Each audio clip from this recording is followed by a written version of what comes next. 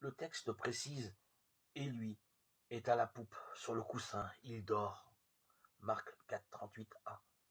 À la place du maître, qui est responsable de la marque, Jésus dort, en figure de son passage par la mort.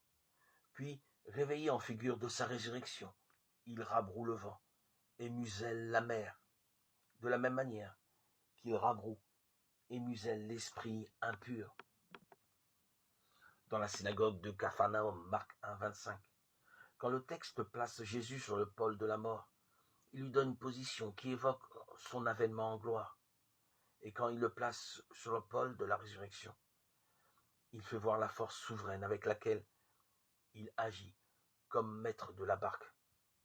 C'est ainsi, accroché au chemin de Jésus, que le récit nous fait vivre le premier temps de l'invariant symbolique qui structure toujours les rituels initiatiques. Les novices sont arrachés à la sécurité d'un environnement familier lorsqu'ils sont coupés de la rassurante présence maternelle, retirés du giron de l'enfance. Toutes sortes de brimades, d'exercices violents, d'interdits alimentaires, de sacrifications leur sont imposés lorsqu'ils sont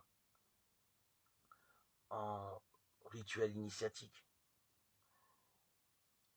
Dans l'évangile de Marc, cette rupture est racontée sous forme symbolique d'un monstre effrayant. Au milieu de la mer arrive un grand tourbillon de vent et les vagues se jettent sur la barque, en sorte que déjà la barque se remplit. Marc 4,37.